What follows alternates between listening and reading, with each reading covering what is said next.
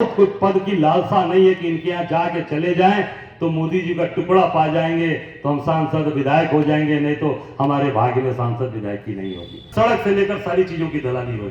कांग्रेस की सरकार थी 89 तक। आप बताओ कांग्रेस का एक कार्यकर्ता, पुराने लोग, आज वो अपना कुर्ता पजामा अपने हाथ से फट गया तो सिल गया, पर किसी के सामने दलाली करने नहीं गए, किसी के आगे झुकने नहीं गए। ये हमारे संस्कार है, ये हमारी ईमानदारी। हमको 7-7 महीना एनएसए में बंद कराया इसी अमित शाह मोदी ने। और अगर किस्मत में नहीं लिखा होगा तो कोई गोदना लेके हमारे खोपड़िया पे गोद न दी कि आप विधायक और सांसद और मंत्री हो जाएंगे कि भैया नमक का दाम ये कर दिया, क्या समाज को बचा के रखोगे? बेरोजगारी अपने चरम पर है, महंगाई चरम पर है। यूनिवर्सिटी इलाहाबाद आप लोग पढ़े हो जाके ना, 400 गुना, 1 गुना 2 गुना नहीं, 400 गुना। और इसी ताकत के बल पर आज राहुल गांधी जी कन्याकुमारी से कश्मीर की पदयात्रा कर रहे हैं। और वो भारत जोड़ो यात्रा कोई छोटी मोटी यात्रा नहीं है। यहाँ वरिष्ठ लोग भी बैठे हैं जिन्होंने कहा कि हमने इंदिरा जी को भी माला पहनाया है और वरिष्ठों को भी माला पहनाया है।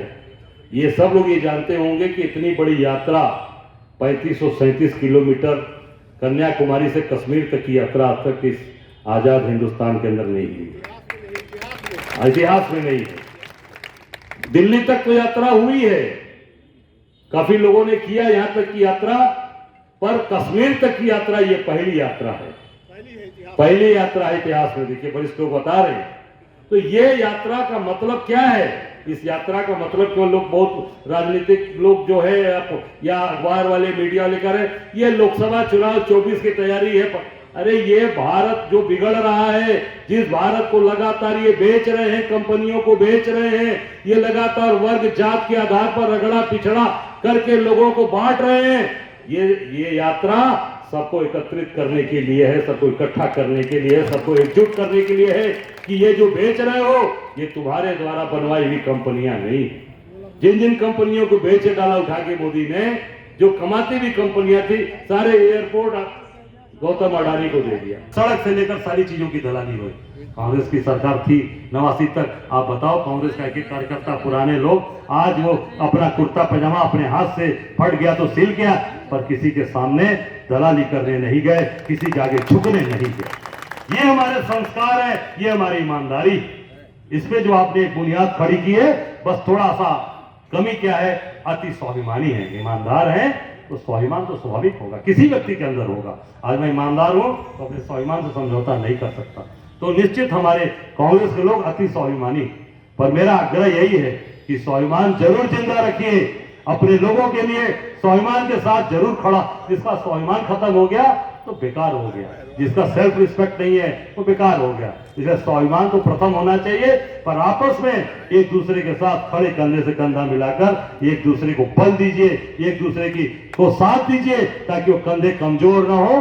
बाकी लोग, अगर आप खड़े हो गए मैदान में, तो मैं ये बोल के जा रहा हूं कि बाकी लोग अगर मैदान छोड़ के, चट्टी चौराहा छोड़ के ना भाग गए तो आप कहना कि नहीं आ जा रहा है, आप गलत बात बोलकर यहां से गए। हम सब लोग आज बनारस के अंदर प्रधानमंत्री का संसदीय क्षेत्र है, जहां मोदी सबको गिरफ्तार कराते हैं, ईडी सीबीआई भेजते हैं। बनारस में हम लोग रोज हर चट्टी और चौराहे पर खड़े होकर ललकारते हैं और 1 to 1 ललकारते हैं। इसलिए न मैं कोई एमपी हूं न एमएलए हूं, इसलिए कि मेरे पास ईमानदारी का चोला है, ईमानदारी की दमदारी है, और आप सबका साथ है हमारे साथ। हम लड़ रहे हैं, मैदान छोड़ के नहीं हटे। आज अगर चोर बेईमान होते तो हमारा घर गिरवा दिया गया होता, हमारे जमीनें सीज की कर दी गई होती। हमको 7-7 महीना एनएसए में बंद कराया इसी अमित शाह मोदी ने। मुझे 7 महीने जेल बंद कराया, फतेहगढ़ में 7 महीना एनएसए काट के आया, पर झुका नहीं, समझौता नहीं हुआ। जेल की रोटी खाए हम लोग, पर झुके नहीं। इसलिए कि बेईमान नहीं हूं, चोर नहीं हूं, और बहुत कुछ पद की लालसा नहीं है कि इनके यहाँ जाके चले जाएं तो मोदी जी का टुकड़ा पा जाएंगे तो हम सांसद विधायक हो जाएंगे, नहीं तो हमारे भाग्य में सांसद विधायक की नहीं होगी। मैं तो डंके की चोट पर बनारस में कहता हूं कि भैया 5 बार विधायकी करा दिया ना आपने। 96 जीता, 2002 जीता, 2007 जीता, 2009 जीता, 2012 जीता। 5 बार विधायकी कर लिया इतनी उम्र में भाई।